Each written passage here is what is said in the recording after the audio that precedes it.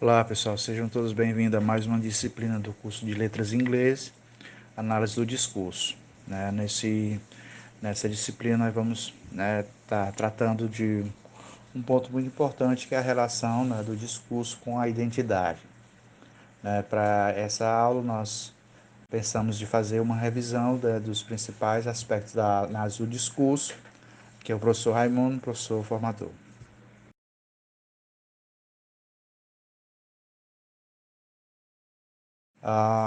A grande pergunta, e eu acredito que ela é importante a gente estar aqui tendo o nosso ponto de partida, é como é que nós percebemos a realidade, como é que nós nos movemos nesse mundo, a partir daquilo que nós somos e aquilo que pensamos. Então, a análise do discurso, ela procura entender, essa realidade a partir daquilo que é o sujeito, a partir da sua fala. Só que a análise do discurso, ela vai além da simples sentença, daquilo que fala, para poder dar a sua contribuição no sentido de entender, essa realidade tão complexa e bastante singular que é a do ser humano. A análise do discurso, ela procura entender o propósito que há em cada sentença expressa.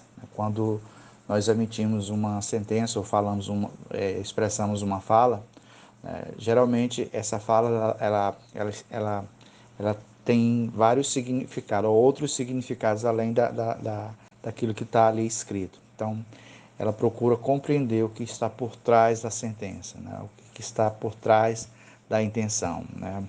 Eu diria que aí nós levaremos em conta as questões propostas por Austin sobre os atos da fala. Então é muito importante aqui a gente ter essa compreensão.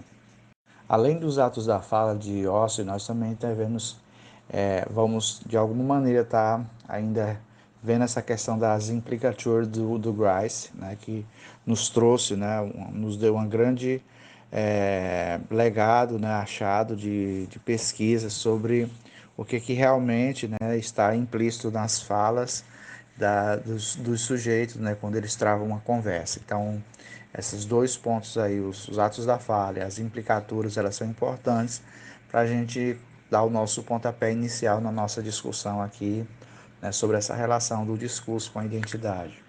O Grice ele nos traz um aspecto, um conceito bem interessante, sobre as implicaturas. É que os falantes eles nem sempre querem dizer aquilo que eles expressam na sentença. E nem sempre eles falam direto, o ponto. Às vezes eles usam outras metáforas para dar a entender o que eles realmente querem dizer. Então a contribuição de Grice é muito importante nesse aspecto.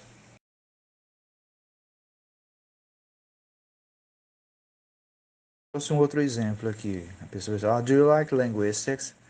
Well, let's say that I don't jump for joy before class. What the speaker means. Nesse caso aqui é bem interessante, porque olha como é que a pessoa perguntou, você gosta de linguística? Aí você, bem, vamos dizer que eu não... Então, em outras palavras, quer dizer, eu odeio linguística, eu não gosto de linguística. Então, esse aspecto é interessante, como a língua ela vai, Então, as implicaturas de Grice, elas são interessantes para a gente entender, como é que a pessoa, como é que o discurso vai sendo feito e as intenções por trás da fala. Então, nessa relação da identidade com o discurso, um dos pontos que eu gostaria aqui de focar, pelos estudos do Grice e de Austin nos atos da fala, é que quem somos quando interagimos um com o outro num simples diálogo. Essa é a pergunta, quem somos quando nós interagimos com um outro num simples diálogo?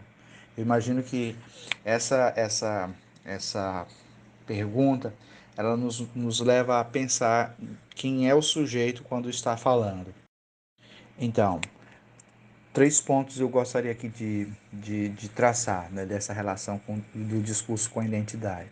Primeiro, é que os discursos eles são socialmente construídos e não são naturais.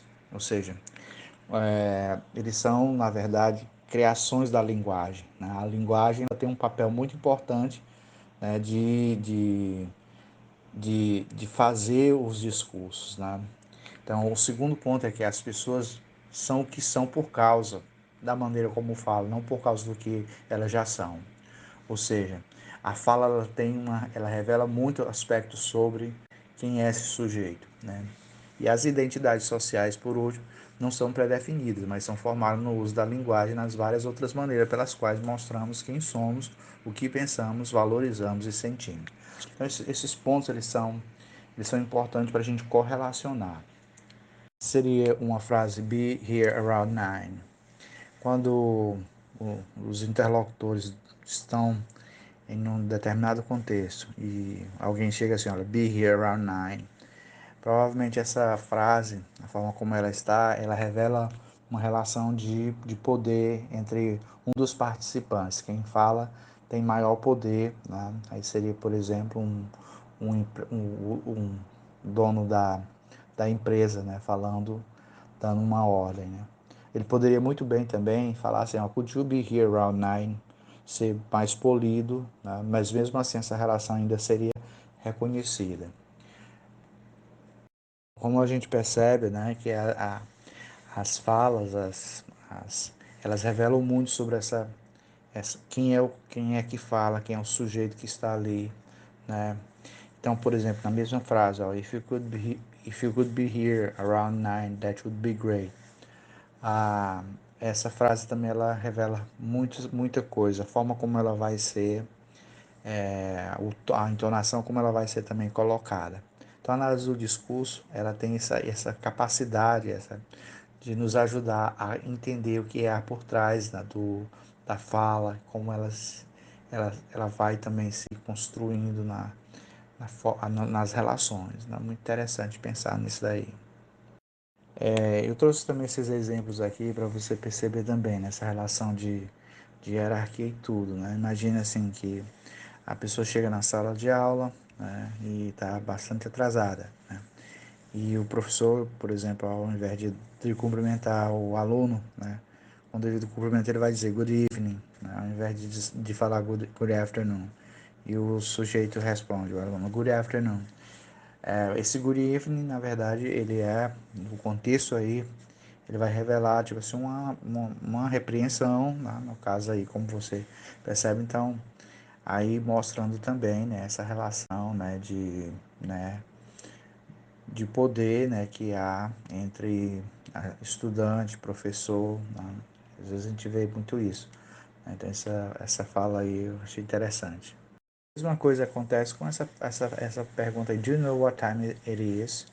Então, você sabe que horas são? Essa pergunta, né, por exemplo, ela pode ser, dependendo do contexto, né, ela pode revelar essa relação também de poder, né, de autoridade. Tem muitos significados aí nessa frase, né? Não apenas essa daí que eu estou citando. Então, a análise do discurso, ela se propõe a entender como é que essas falas elas são construídas e em que contexto elas se dão também, porque o contexto revela muito isso. Então, nessa videoaula eu quero então ainda colocar essa questão, né, do, do discurso, né, com a identidade, a relação que são construídas aí.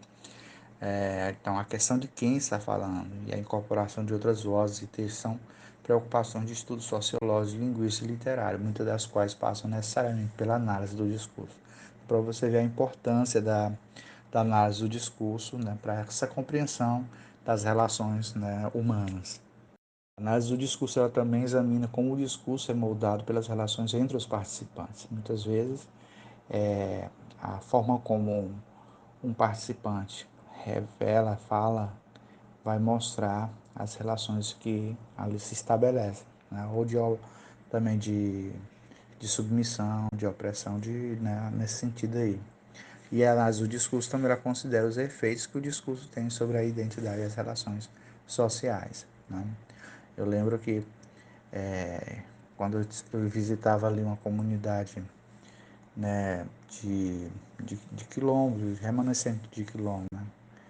E aí quando a líder da comunidade, né, estava falando, e aí a gente fez a pergunta, quando as pessoas perguntam quem são vocês, como é que vocês falam? Aí ela disse, nós falamos que nós somos nós somos descendentes de escravos e por aí foi. Aí uma pessoa retomou isso, olha, pois quando perguntar novamente para você fala assim, olha, nós somos descendentes de um povo que foi escravizado. Eu achei interessante a forma como foi colocada, porque olha como o efeito que o discurso tem sobre as relações e a identidade das pessoas. Eles não se veem como resultado de um povo que foi escravizado, mas então, a forma como isso é construído. Então, muito bom a gente pensar nesse papel que tem a análise do discurso. Então, é isso, pessoal.